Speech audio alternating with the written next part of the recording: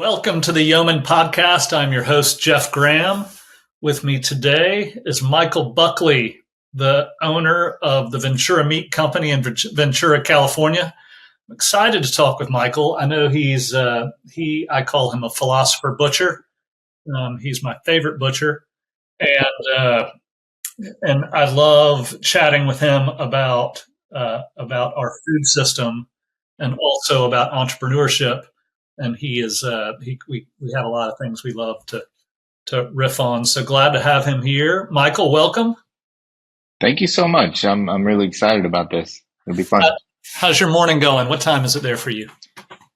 Just a little bit past 10 o'clock. So, I've been up for a little while.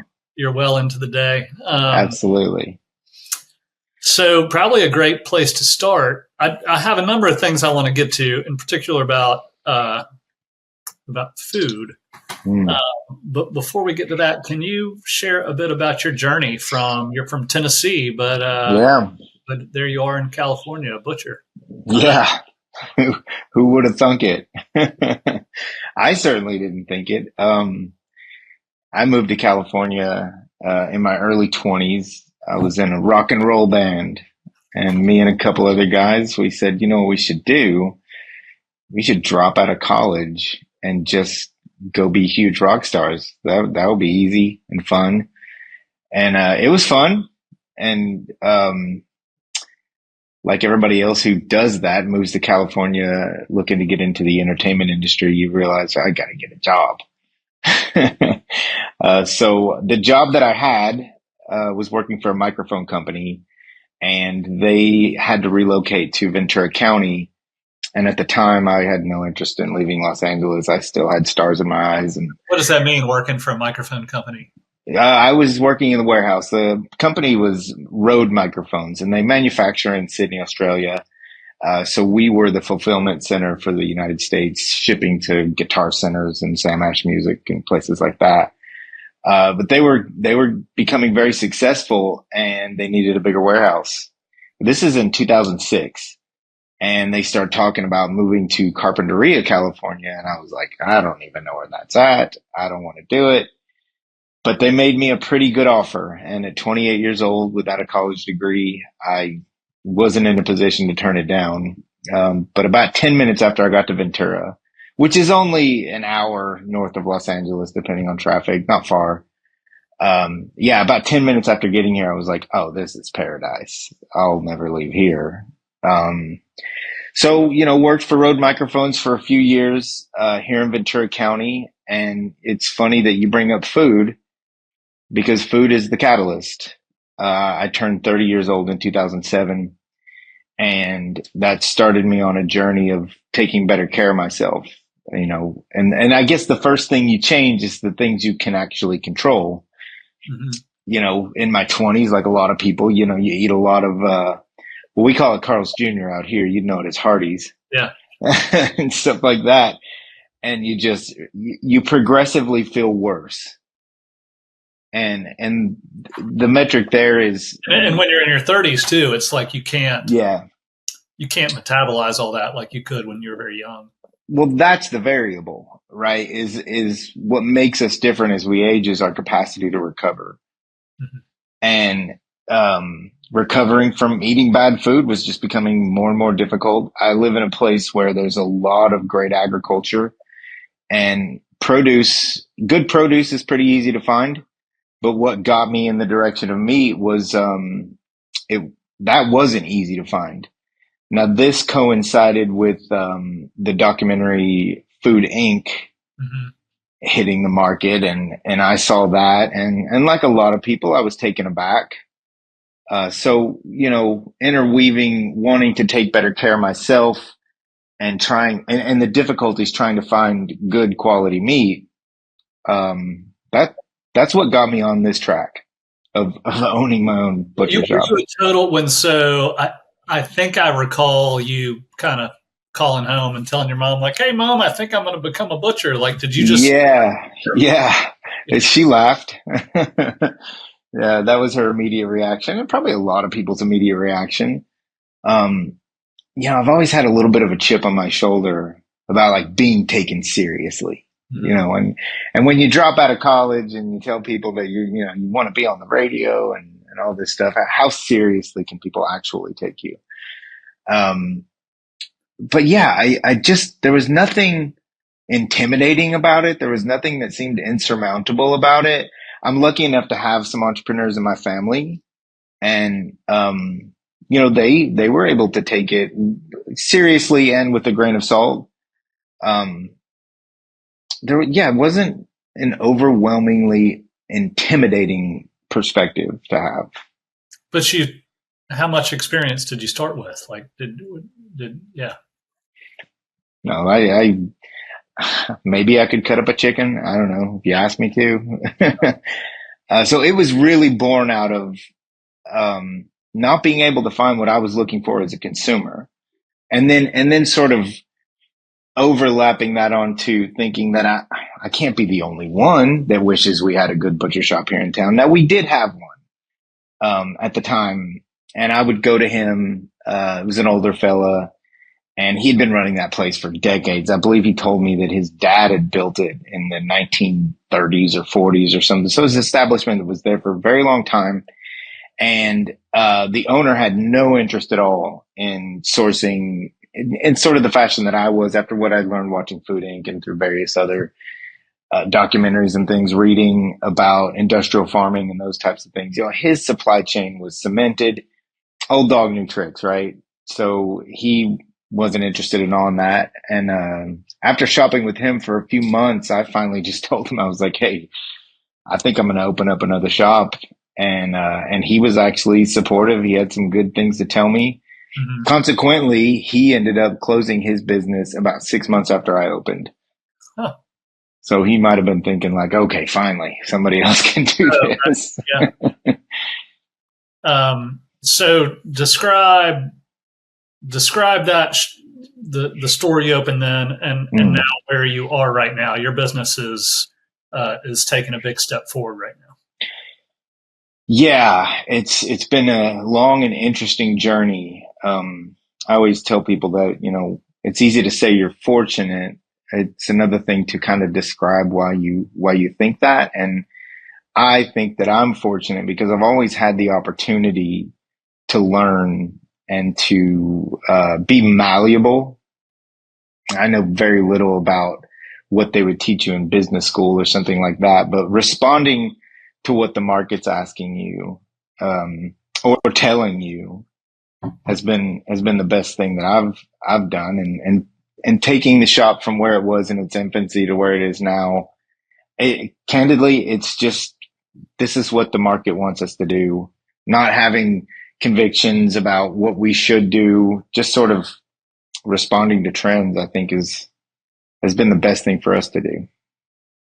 And so tell me about your team, like how many people you have, what's the breadth of your operations, the types of things you sell, all that. Man, you're going to get me emotional if I start talking about my team. Please, well, to be honest with you, I wouldn't be sitting here like literally with the time and flexibility to talk to you. And, so I'm blessed in that fashion. I've been lucky enough to have a couple of employees, through the duration. Megan and Marina Coffin, they're sisters. Marina is at the shop right now. Megan will be back from her maternity leave in 1 week, actually. But I opened the shop in November of 2011, and Megan joined in March of 2012. So I always tell people I've only worked there a few months longer than she has. And, there were times in the early going, Megan is, I think she'll be 31 on Sunday, and her sister is like 27 or 28 years old. They're going to kill me for not knowing exactly how old they are. Kill you for people their ages. But Megan started at 17 years old.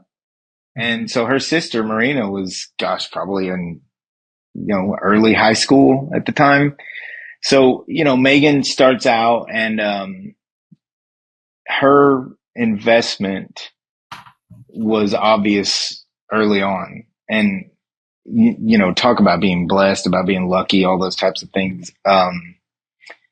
I know that I'm lucky in that regard because there were days when I would have Megan scheduled from like a 10 to 6 shift and she would start showing up at like 9:30, at like 9:15, 9 o'clock. And I would tell her like, Megan, I have you 10 to 6 because that's what I can afford to pay you. I can't afford to pay you overtime or anything like that. And she would say, hey, we've got a lot to do. Don't even worry about it. Mhm. And, she's my sister, they're my family. And, Marina jumped on board a few years after that. Now, Marina went into hairdressing. She's quite skilled at that.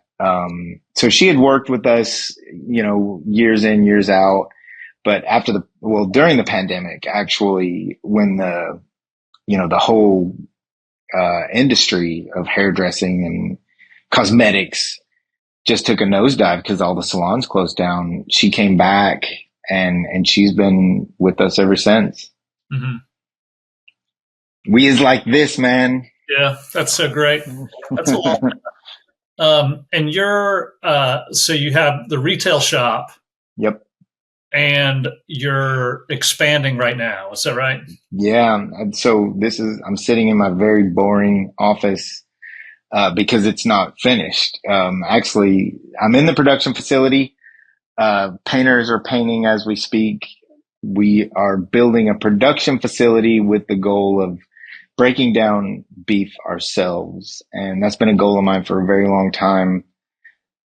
It's like anything else. You could pay somebody to mow your yard, or you could save money and do it yourself. And that copies and pastes onto really anything you want to do, depending on whether or not you know how to do it.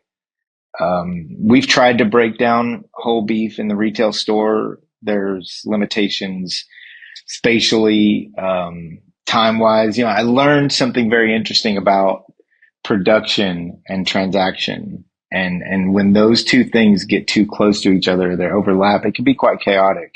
Mm-hmm. And so, there's a reason big businesses get their production as far away from the actual transaction as possible. And we're going to emulate that. And in doing so,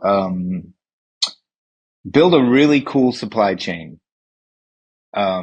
getting closer to the actual farm, not having as many middlemen in the way. There's obviously going to be some, but I feel really good about where we're headed and where we're going. I think we can really weave together a nice narrative.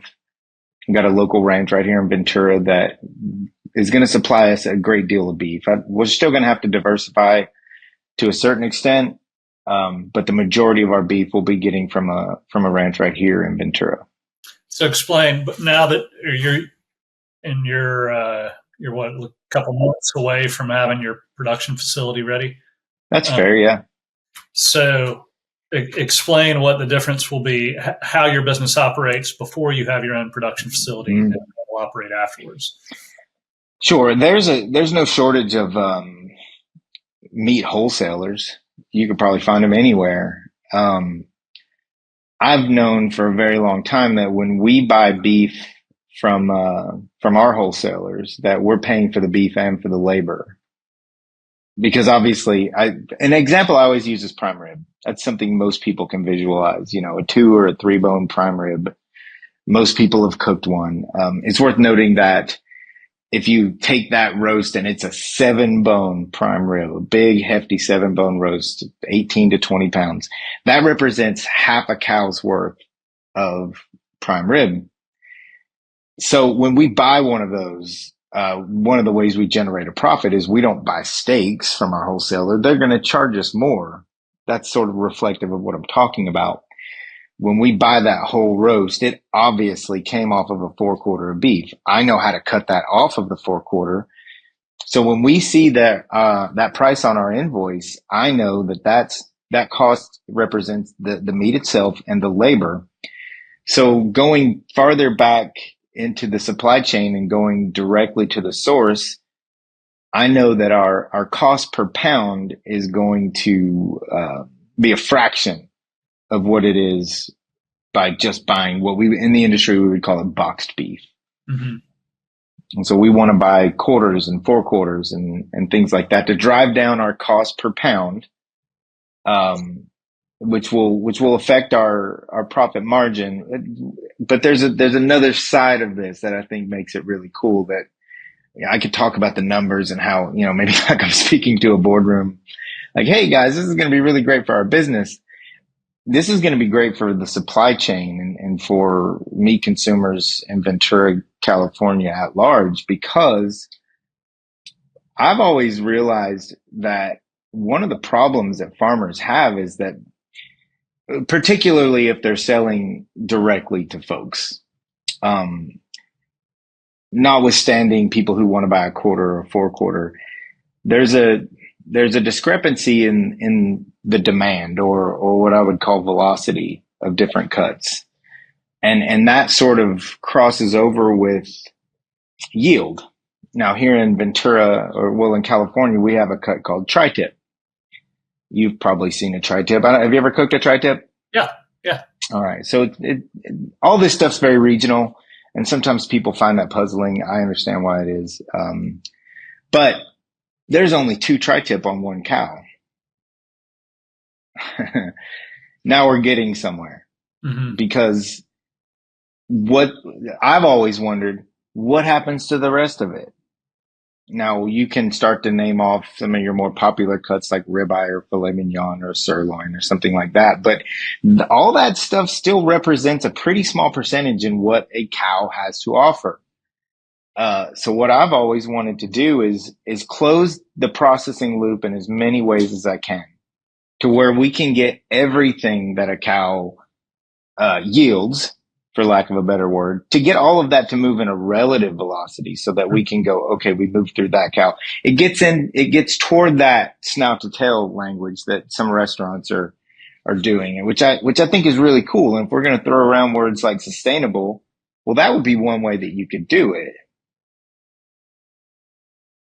It's a fast, and I learned this from you, that it's a fascinating economics and retail issue where you have all the parts of the animal. Yep. That are worth, each part is worth different amounts. You get one animal. Yep. How do you work? And it's a perishable good. How do you work through that inventory? Yeah. And sell it, and different parts are more valuable than others. It's a fascinating challenge that you have. I have become more fascinated with economics than the craft itself. I mean, I really have a lot of reverence for people that cut meat and, folks that do the dirty work, so to speak. But me being the owner of this, I feel like the heavier responsibility is figuring that out, because that's a moving target. You've got perceived value versus market value versus yield. The way these prices actually manifest themselves, you could write books about, and that could be your whole career, is figuring these types of things out. So can we go back and talk about food and just, So thinking about this, this conversation, I was reminded of this quote from Thomas Edison. People have heard it before. I'll do the short version. There's a much longer version, but this is 1903. Edison predicted this is the doctor of the future quote. So if you Google it, you probably find it that way. The doctor of the future will give no medicine, but will interest his patient in the care of the human frame, in diet, and in the cause and prevention of disease. So that's clearly not come to pass. Like, that's not at all. Certainly some doctors are doing that, and probably more. But I think more when I think about the work that you do, or the work that the farmers I know do, or many of the chefs I do, I think they have become more like the type of doctor that Thomas Edison predicted would happen than a medical doctor has become. And that sounds to me that's kind of what pulled you into this in a way. Is that right? That's absolutely right. And that quote reminds me of another, which was the Greek philosopher Hippocrates. Is that Mm-hmm. the medical Greek Right. philosopher? Yeah, and he said, let food be your medicine. Mm-hmm. And so that predates Edison by just a little bit. Yeah. So humans have been talking about this kind of thing for a very long time. And when I started getting into, food being medicine, or thinking that way, I realized that a lot of what we were talking about was forgotten knowledge, and not foregone knowledge. I mean to say thousands of years or even hundreds of years. I mean, a lot of what we learned through the paleo eating movement, if you go back to the early 1900s, people were talking that way. Totally. There's books from the early 1900s that talk about the benefits of a low carb diet if you want to lose weight. Yeah. Carnivore was a treatment for Yeah, yeah. treatment for epilepsy at the time. It's so fascinating to me how you don't have to reach that far back in not just human history, in American history, to find these revelations that we're all going, oh my gosh, who knew? Well, Mm-hmm. we knew, and we knew very recently. And so then you start to, put on your tinfoil hat and, who's the real culprit here? What's the agenda? All those types of things. I have to tell you about another documentary that I saw about the same time I saw Food Inc. And it was called Fathead. Mm-hmm. And this is a very low budget documentary. It was made by a comedian who himself would tell you he was probably a D-list comedian. Nobody knows this guy. His name's Tom Naughton. And he moved to Nashville. He lives in Tennessee now. And he puts together this low budget documentary. And the cover of it, this is back when you would like go into a store and rent a movie, right? And what drew me to it was the antithesis to Super Size Me. Morgan Spurlock's documentary about it's McDonald's fault that everybody's fat, right? And then he ate at McDonald's every day for Yeah, right. Using the scientific method, right? So Tom Naughton puts this documentary on. The cover of it is basically saying like, hey, it's not McDonald's fault everybody's fat. What about personal agency and personal responsibility and all these things? And I gravitate toward those notions. So I was like, yeah, let's see what Tom Naughton has to say about all this. And it's really great. It's like I said, it's low budget. There's one scene where he stands outside of a McDonald's and he does a time lapse, and he's there for, I don't know, 45 minutes to an hour or something. And he comes back and he stops the camera and he goes, nobody dragged me in there. It's the funniest thing. Mm-hmm. That was a great point. But this is relevant because halfway through the documentary, he just offhandedly goes, oh, by the way, dietary saturated fat doesn't cause heart disease. Stop the tape.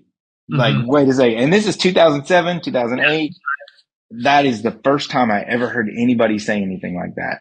And I remember I'm watching it with my girlfriend at the time, and, she's dilly-dallying on her phone or something. And I hit pause and I was like, did you hear what he just said? And she goes, no, what'd he say? And I was like, he just said that heart disease isn't caused by dietary saturated fat. And she goes, oh. I was like, does that resonate? Like, do you get it?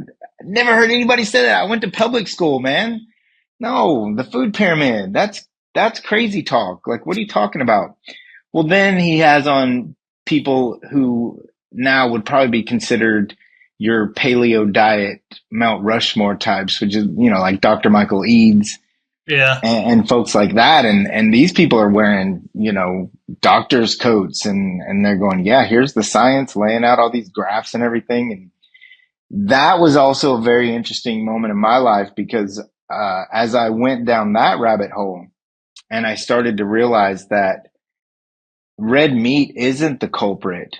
Let's just say that definitively. There's still a lot of pushback on that. Red meat is not the culprit of heart disease, high cholesterol, arteriosclerosis, whatever label you want to put on it.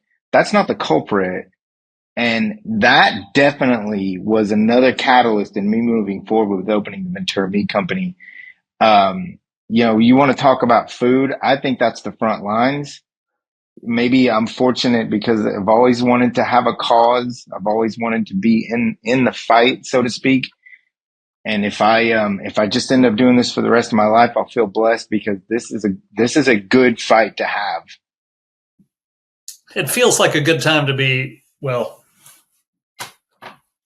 I feel optimistic with regard to that message. 10 years ago, my own doctor was telling me I was insane to be, doing a sort of low carb, clean, whole 30 paleo type diet. Sure, yeah. Like, you must have great genetics given all your numbers, but you're crazy. You're lucky. And now he's of course following the same diet. Yeah, right. But or something similar. I'm not a zealot. Before we get completely off this, there's one thing, and I get the opportunity to talk to people about this in the shop, and I used to be very on my heels about it because I wear an apron for a living, and I don't want people to take what I have to say about all of this and run with it. We have access to all the information that we want. It doesn't take much. Nothing's going to kill more Americans than heart disease this year and every other year of my life. There's no ribbon for it. There's no march for it. It's incredibly important. The information's out there. You don't have to look hard.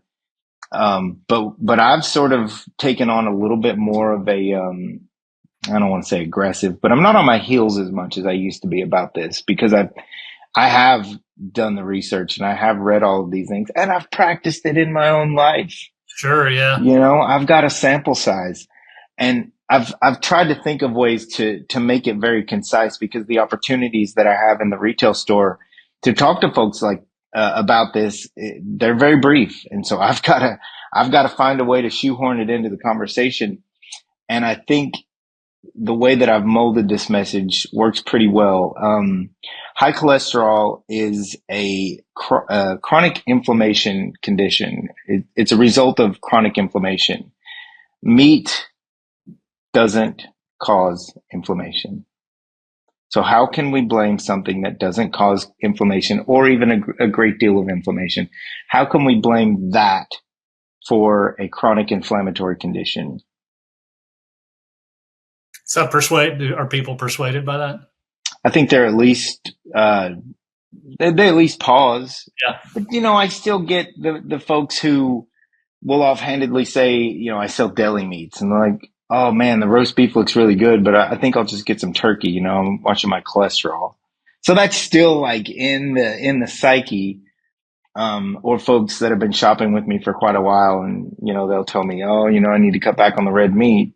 My doctor's worried about my cholesterol. And my question is always, hey, do you eat a lot of red meat? Like, yeah, come to think of it, I don't.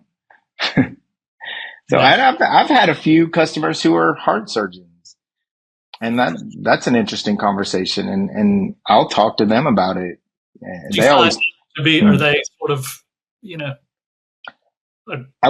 think you're crazy, or are they? No, they don't necessarily think that I'm crazy, but if you, and I have had the opportunity to do this, what's the common thread with people that you operate on? And they'll always say smoking, and which again is a very inflammatory thing to practice. So, if you keep the inflammation at bay, you're probably going to be all right. But most Americans don't.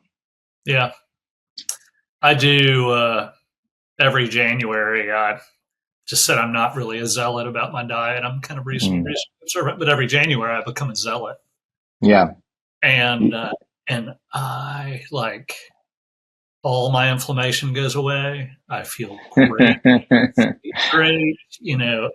Everything is working great. Yeah. At the end of the month, I'm getting kind of bored. And I'm ready for the month to end, and then in the beginning, I get that. Yeah. But on that, back on the, I don't want to leave the topic yet. On the Edison quote, he makes the prediction that we will essentially be, illuminated with regard to preventing disease by focusing on the care of the human frame and diet. And in doing so will enable us to prevent disease. But he was totally wrong. I mean, his prediction was completely wrong. We've not moved in that direction. Certainly, lifespans have extended, but sort of, they've extended through. I don't know that quality of life has extended, and we're present in a period of declining life expectancy. And you do, when you sort of walk. I find something I do now is I don't really mean to, but I can't help myself. But when I'm just walking around and kind of trying to register, like, okay, of all the people that I'm seeing here 40 or 50 years ago, what percentage of these people would be considered like just visibly unhealthy? And now that are today considered the norm. And it's a high percentage. I think, did you ever see that movie, Captain Fantastic? No. It's a great movie, but there's a scene where these kids are, they're raised in the wild essentially by their dad and his mom. It's the mother's passed away recently, and they're raised off the grid and they need to come and back into civilization for a period of time. And I can't remember, they go into a grocery store or someplace and the kids are shocked and they look at the dad and they're like, Dad, why is everyone so sick? It's a really poignant scene, sure. Sad scene. Yeah. But to Edison's prediction, it does not seem like he's been correct. And so why? Why? Like if we know this stuff, why is it so incorrect? Boy, that's quite a brain teaser there. In my own life, I think, okay, so I'll give you some context and maybe that makes sense as to why I've come to the point that I have. My dad died at 53 years old. He was a Vietnam veteran, disabled, didn't work. Which is to say he drank beer every day. He smoked cigarettes and did all of these very unhealthy things. So I think there's been a little bit of a cloud following me around. That, I don't want to check out early, and mortality, was something that I got a perspective on in my early 20s. And so, like I said, I turned 30 years old and I was like, man, I can't eat Carl's Jr. anymore. I can't eat McDonald's anymore. So I've made some changes in my life that have put me in a minority, so to speak. And so from my own experience, it's just been my own experience, seeing my dad pass away at 53 years old. And that seems like that's not something I want to do. And really, searching for the right path. And I've gone down different roads and I've landed where I've landed, feeling confident that this is what's best for me. And that's an interesting thing too, because, folks will always offhandedly say something like, well, everybody's different. Well, yeah, but not either, right? Like the rules of physiology apply to all of us. And, I certainly don't walk around my house going, if you guys did things the way I do, you'd be better off. Cause, my family doesn't really eat the way I eat. They don't exercise the way I exercise or anything like that. So I guess all I mean to say by that is it's going to come down to individual experience. And I have learned that humans all too often wait for catastrophe before making changes. And that's not only true in individual experiences, but also groups. It seems like it's our default operating system to wait for a catastrophe before we really make any fundamental changes. Will you share a bit about the Strength Co. and Yeah. Yeah, sure. I learned about starting strength, I want to say 2016, 17, something like that. And I was I was doing CrossFit like a lot of people, Same, yeah. and drinking the Kool-Aid, going to boxes, hanging out with CrossFit people, and that was all fine and good. And I had a buddy who was he was a little bit of a fitness guru. He worked for an LED company. He's one of these lighting engineers. And so he's a pretty smart guy. And we were watching the CrossFit Games one year, like you do when you're a CrossFitter. And I go, man, I can't believe how strong these guys get doing CrossFit. And he goes, they didn't get that strong doing CrossFit. And my whole world shattered. I was like, what are you talking about? What do you mean they didn't get that strong doing CrossFit? What did they get strong doing? Well, they got strong training for strength.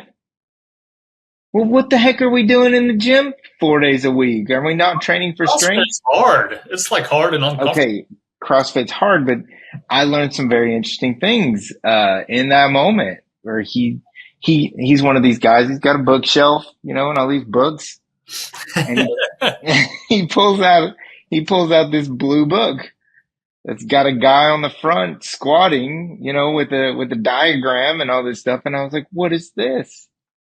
And he says, you should just read that book. And so I read the blue book, learned about the difference between, exercise and training. And the book is called like Starting Strength or something. Starting Strength, right. Yeah. And that's a humbling experience when you're, I don't know, what was I, 40 something, turning 40 years old, going, oh, I'm just starting strength now. But that sent me down another rabbit hole of learning what strength is, how to train for strength, what being strong is all about, and the misconceptions that a lot of people have about, what a strong person is or does. It was a complete reevaluation of my journey to be healthy. And that food is another big cornerstone of that. But, when I learned that because man, CrossFit workouts used to kick the crap out of me. And a lot of people would say that, right? But, I noticed just offhandedly that like, I'm kind of always lifting the same amount. I'm always putting the same amount on the bar for this WOD or that WOD. When can I put some of those bigger plates on the bar? I want to get there. And you were also different. I mean, you were going for time a bit. Like. Sure. And so completely different pursuit. And, I'm not one to throw the baby out with the bathwater. CrossFit's great, but I wanted to get stronger. And especially after reading Starting Strength and, starting to go into some of those, chat forums and, reading some of those studies. There was one study that I came across that really blew my mind. And it was, they had taken 100 people at 70 years old and they tracked them through their 70s. And the study ended when everybody made it to 79 or didn't make it to 79. And sort of examining what were the differences between the people who made it to 79 and those who didn't. And there were a lot of different factors, but the biggest thing that jumped out was strength versus frailty. Mm. And so the people who weren't frail, quote unquote, they were more likely to make it to 79. So, like I said, I've always had this monkey on my back about mortality, and maybe more so than some people, given that, my dad passed away at a younger age. My dad's father, who I didn't know, passed away at a young age, and I actually spoke with my dad in a episode of Yeoman, and he talked about that a good bit. It was something that that similar age as your father for him, and their ages relative to each other were similar. And it was something he carried around when he, and you have not yet, but when he passed the age at which his dad, Yeah, that was a really significant thing for him. it's coming. And, it's one thing to want to live a long time, which I think most people do. But you had mentioned something earlier about quality of life. And not just entertaining the notion that we can all have an abundance of life or, a long life, which is to say quantity, but quality too. I've had family members who lived into their 80s and 90s, and it's a different prism to look through when you're young and interacting with those people. But as you get older, you start to think, well, gosh, is it really that great? I mean, one of my employees just said the other day, offhandedly, who wants to live to be 90? That seems terrible. And so that's a really interesting way to look at it. I think what I've learned through, it'd be easy to say starting strength, but just, the whole notion of being strong, I think it's better said to be capable. There's things that I have to do throughout my average workday that requires some physical strength. Grant tells a really great story about his mom and when her mother was ailing, and her Grant's mom trains for strength. She lifts with a barbell, and she was able to help her ailing mother out of bed and into a wheelchair and stuff like that. And the gratitude that she has for having the physical capacity to do those kinds of things, it's certainly undervalued. Total. I think when I think about the strength, so my own journey was like I began. Did you ever read the book Born to Run? Love that book, by the way. No, I haven't read that. Google Chris McDougall. He's an Outside magazine writer, I think, but it's a great book, and it got me. I guess I was in my early 30s, maybe at the time. It got me to begin taking fitness more seriously, or that we are. It is the natural state of humans to be fit and capable. Like that's what we're meant to be, and we're designed to be that way. And so I got on a big running track early. I'm not an athletic person, and that a good buddy of mine and I were doing a lot of running and getting to be pretty good runners. And that led to CrossFit, which introduced me to barbell training or training with weights in a meaningful way, probably when I was in my late 40s or late 30s, maybe 40. And then that led me to just sort of go off and begin training on my own, all sorts of things. I still do the Murph every year with my son. Yeah, commendable. Commendable. That's harder and harder. I'm 51 now, and this past year kicked my ass. But which is a very CrossFit type thing to do. Yeah, absolutely. Anyway, now into barbell training for strength, and the thing that I wish that I'd found strength training earlier in my life. I'm really glad to have found it now, just to be able to I vividly remember times in my life where I would look at an object and be like, oh, I would hurt myself if I picked that up. Sure. Yeah. There's just no concern about that at all anymore. The strength training. I think about how powerful it is to when you're older to be able to really, the main thing is to withstand injury, to be able to not break a bone or not fall down or have all those sorts of things, which anything can happen to anybody, but something I love about strength training is it makes me more formidable. Yeah, more resistant to some injury that's going to take the wind out of your sails. Something's coming. Yeah. Right? Hard times are coming. Accidents are coming. There's a basketball coach. His name is Bruce Pearl, and he's the head coach for the Auburn Tigers. And he used to coach at Tennessee, and I'm a big Vol fan, so I remember him when he was the coach there. And he had a saying and this was mostly directed at his bench players. And it was real simple. He just said, stay ready. And I would hear him say that and I would think, man, I should adopt that principle. Mm-hmm. Stay ready. You know, hard times are coming. Accidents are coming.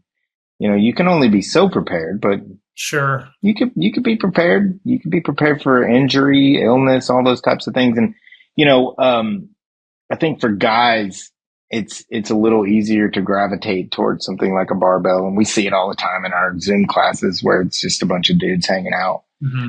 And that's all fine and good. Cause there's an aesthetic proposition to it where it's like, yeah, I can look like I've got bigger muscles and all these types of things. But that's just the icing on the cake. I mean, you said it, lack of injury. I mean, I move around a quarter of beef, and there was one a couple of months ago. It was 225, and dead weight on a four quarter is a lot different than a barbell. Mm-hmm. I know I can pick 225 pounds up off the floor, but can I wrangle a quarter of beef that's 225? Well, it turns out I can.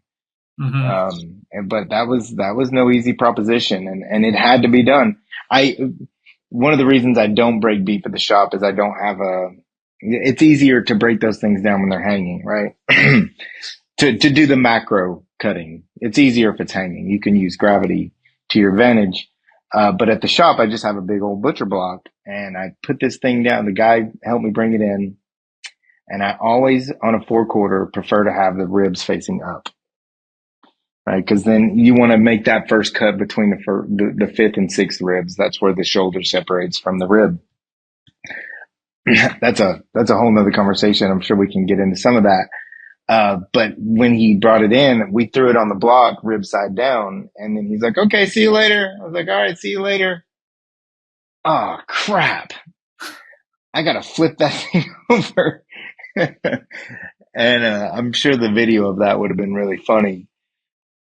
But yeah, I was able to do it, and there was nothing about it that made me feel like, oh, I'm going to get hurt if I do this. And your job sort of requires it to, on a regular basis to test yourself physically. Yeah. So that's a great thing. But most people, or at least a great many people, don't. So you could find yourself all of a sudden in your 50s like me, and just sarcopenia is a thing. Like you can, sure, and wasting away, and it all of a sudden sneak up on you, and you not know. I'm a big fan of it. Like so.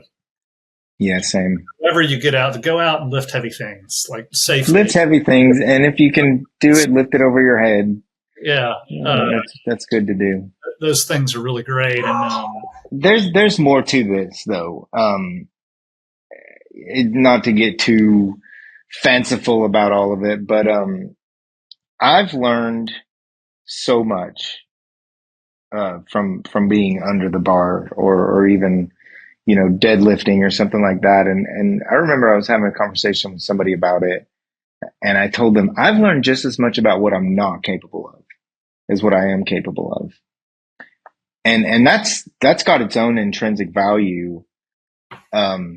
But there's things that you take away from it. Like you had said, I wish somebody would have told me about this earlier. I always think about, Back to the Future Part 2 when he's got the sports almanac and he's giving it to his younger self. I'm like, man, if I had a DeLorean with a flux capacitor, forget a sports almanac, I would have gone to 15-year-old me and said, this is what you need.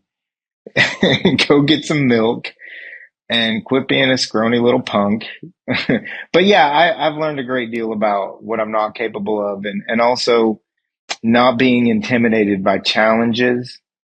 One of the things you gain perspective on, or that I have gained perspective on through barbell training, is finding out what I guess the easy way to say it would be finding out what I'm made of, but to sort of,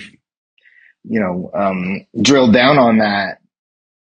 There's been times when I thought I couldn't do what I was about to try to do.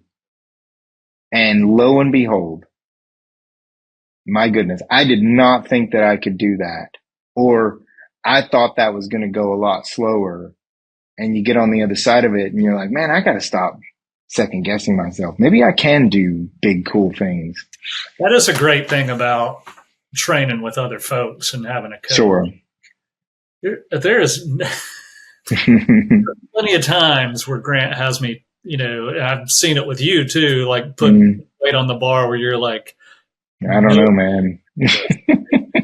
It's just amazing. Not all the time. Sometimes you can't, Sure. which is so great and humbling. Sometimes you can't lift stuff that you think you ought to be able to. But we call that collecting data. Yeah. The younger self part, something I told my children, like there's 100% of things in life are made easier by being stronger. 100. Like there's nothing that's not made easier by being stronger. Being healthier, like all those sorts of things, and the investment that you can put in with your food, with the way, the way. I think it's in the Blue Book, if I recall correctly. Ripito says there's no negative side effect to getting stronger. Mm-hmm. That's an epiphany in of itself. Can you get hurt? Well, sure you can. You can get hurt getting out of bed. So what are we going to do? Are we just going to operate under the premise that I should only do things that will never get me hurt? That's ridiculous. You have to tear down the muscle to make it bigger, and we have to expose ourselves to hardships to grow. Yeah, I'm with you. I'll say that at least with barbell training, and maybe I had a little bit of a foundation coming into it. You did too, probably at least as much as me. But I've had my occasional injuries, but nothing that has been nothing that would dissuade me from there's never been a day that I've regretted a workout. Yeah, not all the same. I actually did some pretty heavy squats on Friday, and this is Monday.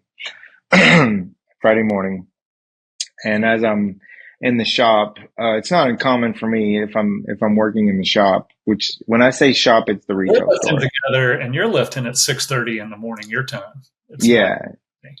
So I'm walking around in the shop Friday, and I went to pick something up, and I was like, oh, and I definitely tweaked my back on Friday, but I'm fine. And there's no part of me that's like, well, I guess I should stop doing that. We could keep talking about barbell training. If you want to know more about that, go check out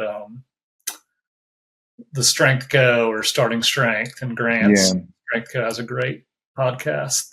Definitely the OK podcast. The OK podcast. Yeah. But I do want to talk more about that sort of this question I have, like why, if we knew all this stuff, at least we knew, a bunch in the early 1900s, we as, people, why, what happened? Why are we, I look at pictures of my, just people in general from the 1970s or my great grandparents, and rural places, which are now plagued with chronic illness. Sure. These people are like, they look fit. These are tough looking people. And that is not the case anymore. So why, it's not like do we have less willpower? I don't think it's that. What is it? Like in your line of work,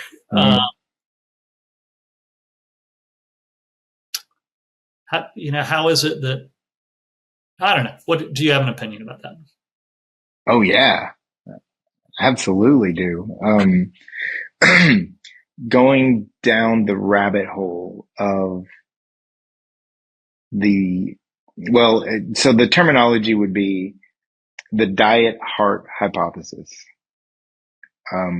Learning about why people associate eating red meat with chronic heart disease. That gets you into some uncharted waters. And I started learning about people like Ansel Keys. Now, if Mm. you say Ansel Keys' name, a lot of people don't know who that is, but Ansel Keys is the father of the diet heart hypothesis. And all of this stuff is going on in the 50s and 60s. And, his theory was that, eating saturated animal fat clogs the arteries. He collected a lot of data. Unfortunately, he cherry picked his data and didn't include countries like France that had a high amount of dietary saturated fat with a low occurrence of heart disease. And it didn't support his trend line, which is, the more saturated animal fat you consume, the more likely you are to have clogged arteries, this, that, and the other. And his reward for that was to get the cover of Time magazine. Mm-hmm.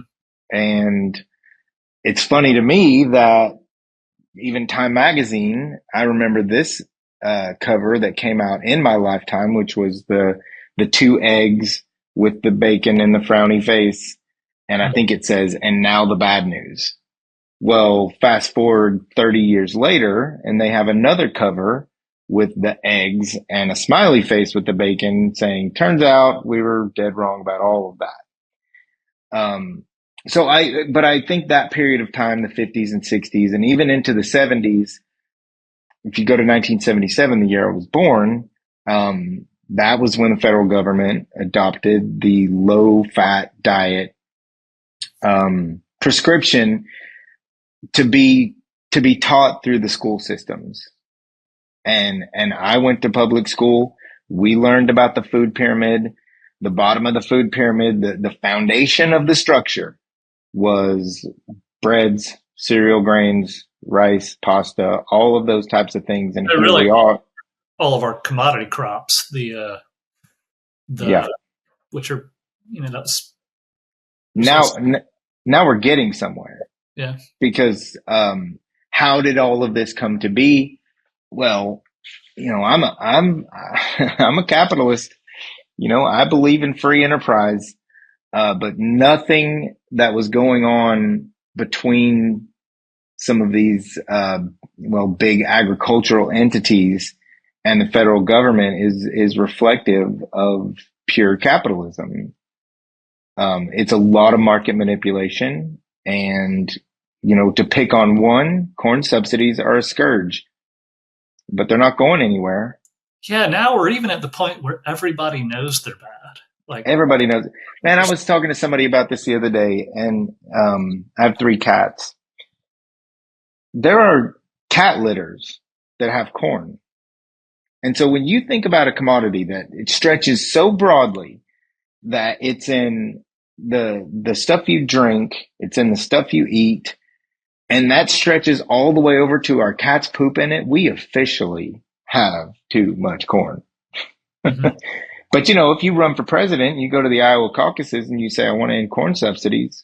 See ya. I feel like we're kind of getting to the end of that. Like We are, but the solution isn't going to exist in the ballot box, and it's not going to exist through any political means. It exists in the marketplace, and shops like ours that have a focus on sourcing particularly beef that isn't eating any grain or corn in its diet.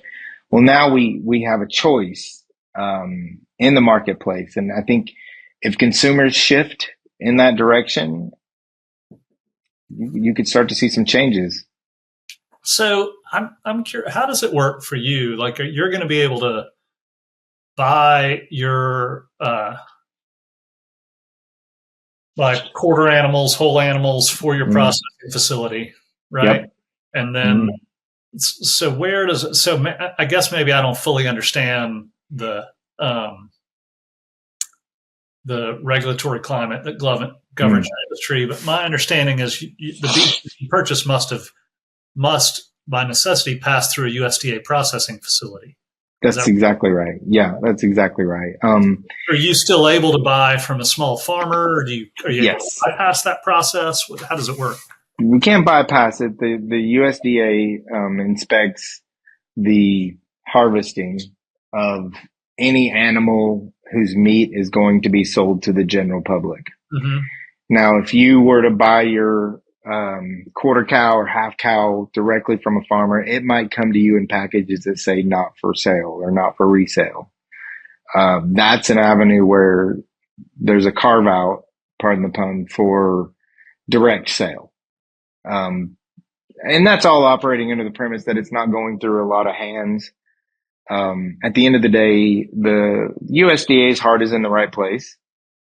All of the governing agencies, even here in California, we have the CDFA, which for the purposes of our expansion into production, we're having to navigate regulation with them. It's all about making sure the food is safe, and largely I'm okay with how that all works out. We don't have enough USDA facilities. I will say that. What makes it difficult for a lot of farms like the one that I'll be working with, Hobson Family Farms here in Ventura, California, it's not cheap to go all the way to Paso Robles, which is the closest one. It's about a 2-hour drive, give or take. Mm-hmm. And so there's a refrigerated truck involved, obviously, on the way back, and they've got to drive the cows up there. They've got to, which obviously is going to entail, well, how many do we have to take for it to make sense? It probably doesn't make sense to do one. Okay, is 2 enough? Is 4 better? So there's some figuring to do on that end. But we definitely have a shortage here in California of USDA facilities. This research is pretty easy to do per capita. I mean, there's 40 million people in this state.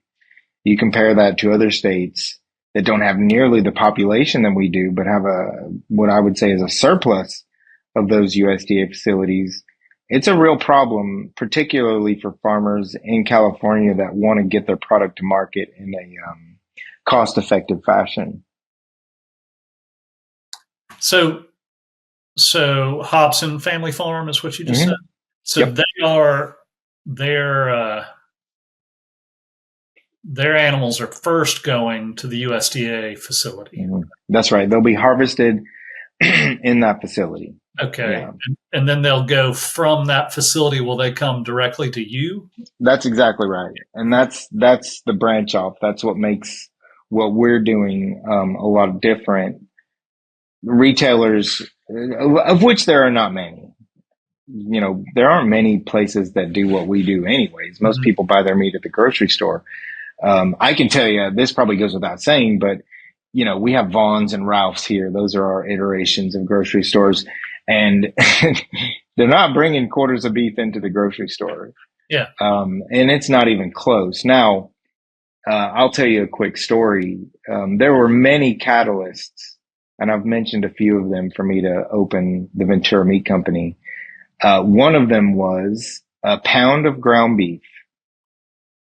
And this is circa 2008. And this was after I'd seen Food Inc., right? So I had a little more perspective on these things. And this pound of ground beef, I'll never forget, country of origin was 4 countries. And I don't remember exactly off the top of my head. It was like United States, Canada, and a couple of South American countries. That begs a lot of questions. And maybe, you know, a lot of people will look at that and not think anything of it. Big deal. That's not what I thought. Because I started thinking about the supply chain, and I started thinking, all right, we have a pound of ground beef here that we can't triangulate to a single country. Now, what that tells me is the facility that this ground beef was made in has cows coming into it from at least 4 different countries. All right. Well, then how big is that facility? It's probably pretty big. And then I started learning about ground beef. And I tell people this all the time. If you want to be pragmatic about one thing with meat, be pragmatic about the ground beef, because that's where the most amount of risk exists. I'll explain that a little bit. Bacteria are surface dwellers, right? So if you take A lot of ground beef is ground chuck, and chuck is just a nickname that we have for beef shoulder. So all that's telling you is that the ground beef that you're consuming was made out of chuck. There's a few reasons for that, but that's not worth getting into right now. So if you have this chuck roast, and perhaps you've bought that, a pot roast, and you just look at it, there's not a lot of surface area. Mm-hmm. So the shelf life is actually pretty stable. That's why we can age beef. And restaurants and even some retailers will start to tout, how long their beef has been aged. And a lot of folks, that doesn't resonate because they think we want this to be really, really fresh. Well, with steaks and things like that, it can actually add value. But the reason that's possible is because we aren't dealing with a lot of surface area. We can take that prime rib roast that we had talked about earlier, and we can age that in a refrigerator we could dry age it, we could wet age it. The difference between those is just wet aging is it's in a vacuum pack, right? Whereas dry aging is it's just sitting on a shelf in a refrigerator.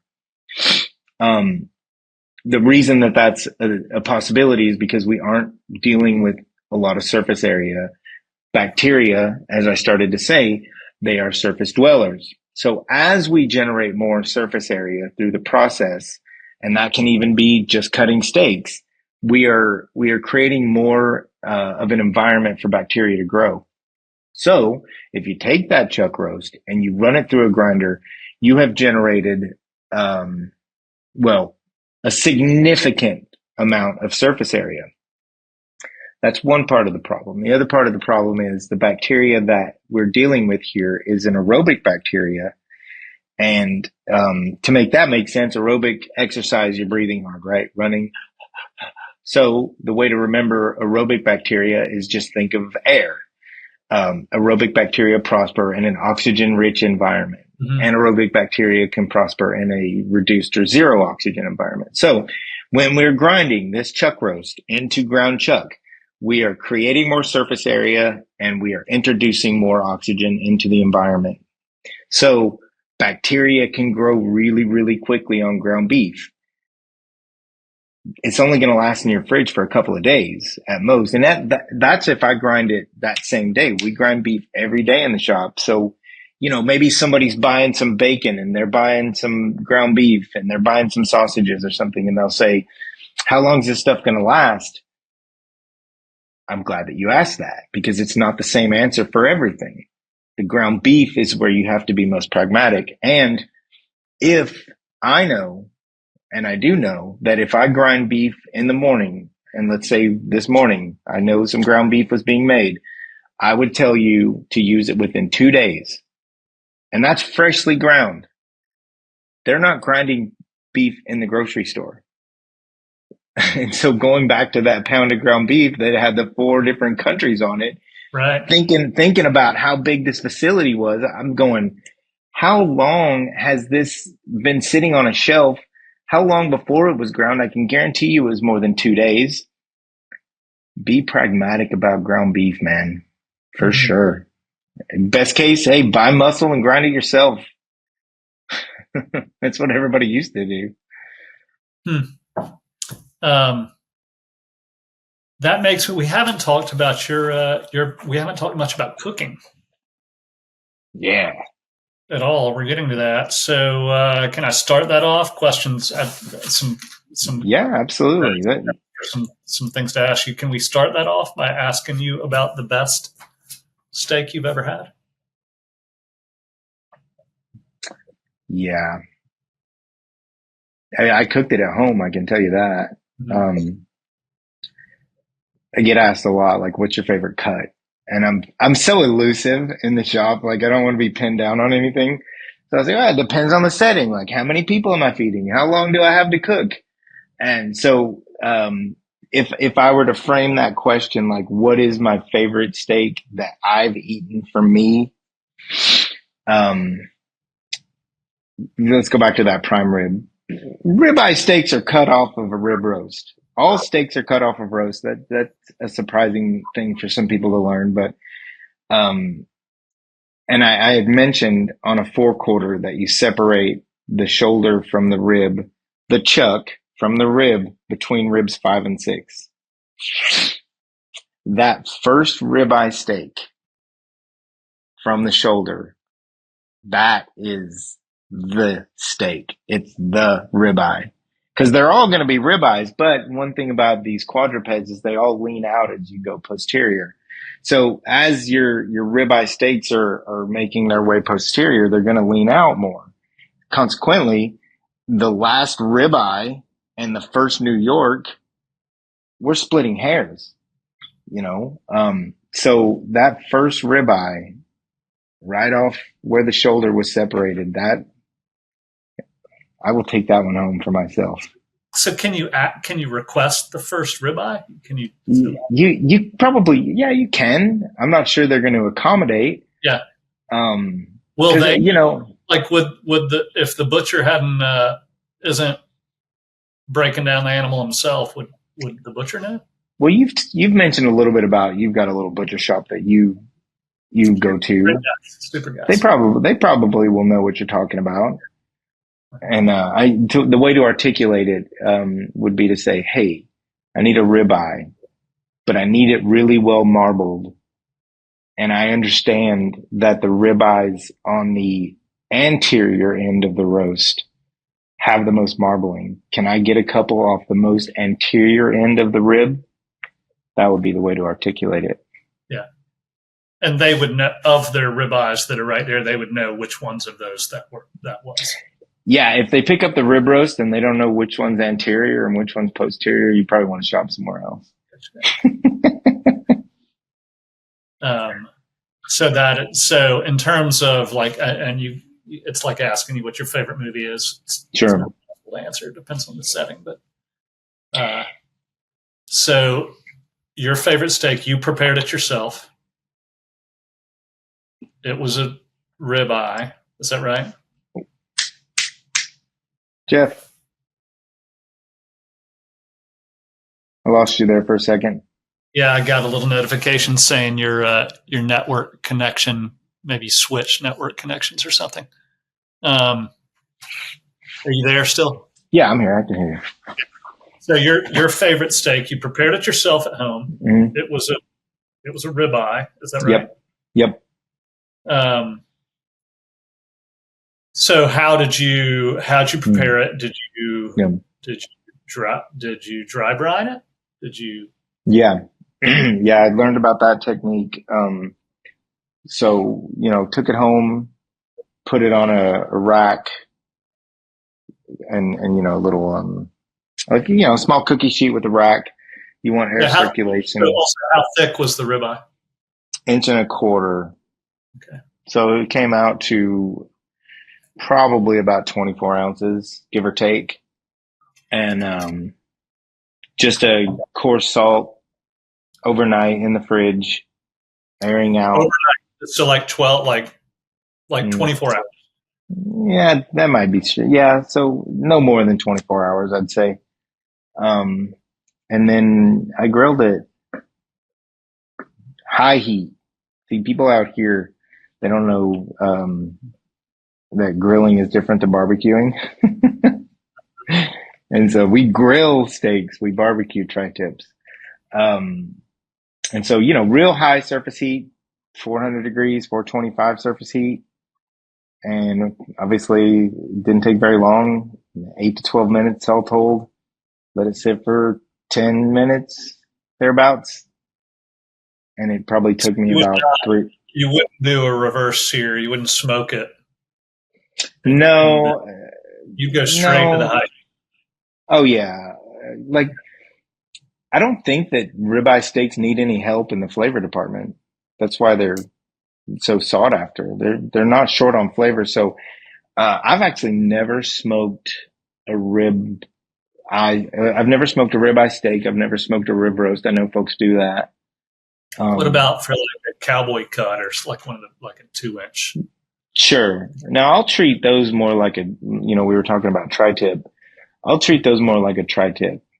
And it's still are we grilling it? No, because we're backing the heat down, but still probably pretty hot, 350. Mm-hmm. And I actually will, sear at the initial stages and then move to indirect for the duration. Gotcha. All right. Well, that's good tips. So questions for my butcher.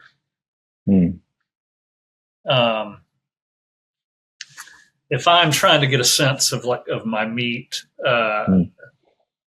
like explain to me aging. Like, why does it matter? What's it when I'm asking when I'm talking to my butcher? Like, what should I be asking about the age of the beef? How old is it when it arrives with them? Like, things. I think the best way to get your head around this is to think of the most tender muscle on the entire cow is the tenderloin, which is where you get your filet mignons, right? If we were to harvest a cow and cut that muscle off right then and there, cut that into steaks and cook them, they wouldn't be desirable. When we're talking about aging beef, we're quite literally talking about muscle decomposition. And that sounds scary and terrifying, but under the right conditions, we can age beef for a significantly long time. There is I guess what I would say, a diminishing return.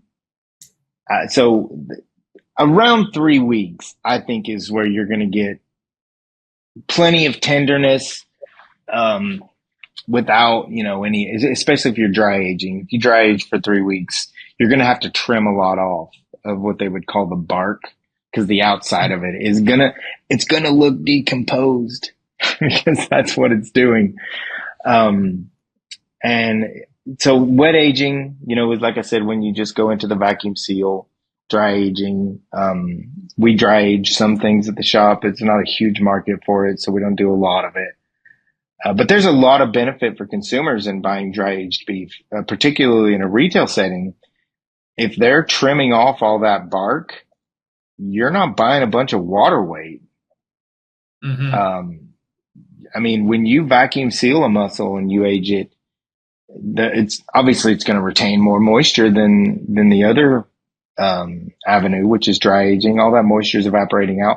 That's why dry aged steaks cost so much in a restaurant. They're gonna sell that loss to you.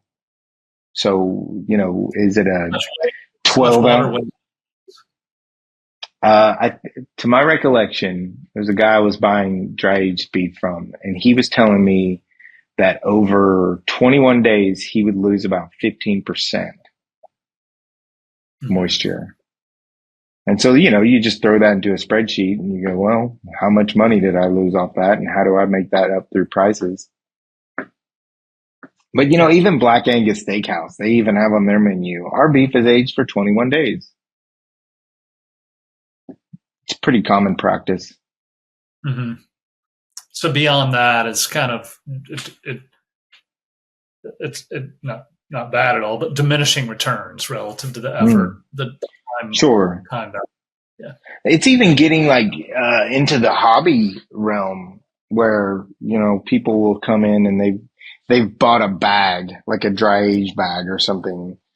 And I've never really played around with that at home myself, but I understand that there is a little bit of a hobbyist culture that's springing up, or they'll even have these little refrigerators that you can dry age a rib roast in, or a strip loin roast or something like that. There is a flavor component to dry aging. There are some folks that don't particularly like the dry aged flavor. It should go without saying the flavor is going to intensify because all the moisture is evaporating out. So you're going to get a more intensified beefy flavor off of that dry aged roast than you would, a wet aged.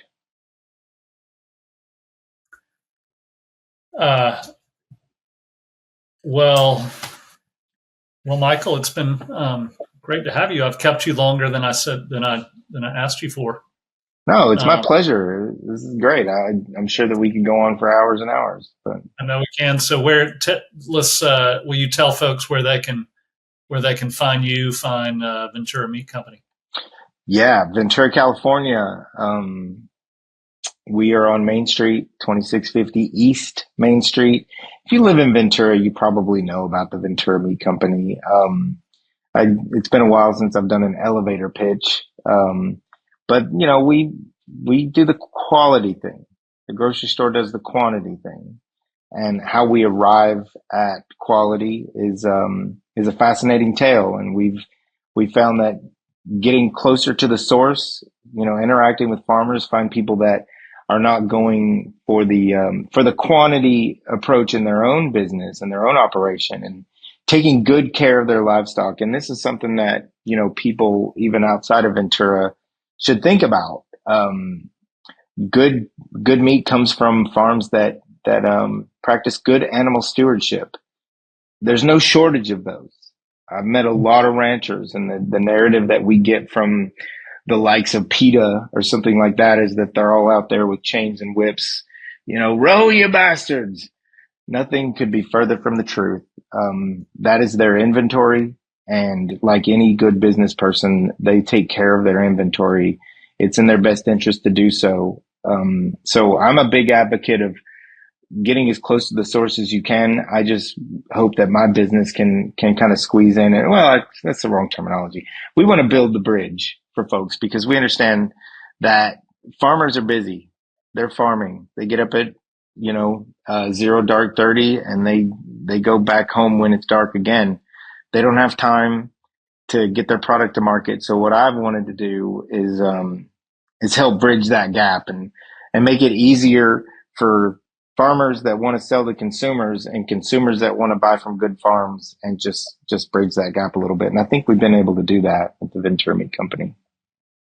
They're also, whether or not you're in Ventura, they're great follow on Instagram. If you like meat, if you like all those sorts of things. What's your handle there on Instagram? VTA Meat Co. And I'm not on Facebook, but are y'all there Probably. too? Yeah, someone Probably. thinks. I don't know. Yeah, Jeff, I have people for that, man. I know. The operation over there. Michael Buckley, delighted to be with you. Thanks for joining us on Yeoman. I'll see you Wednesday, Jeff. Roger that. Bye.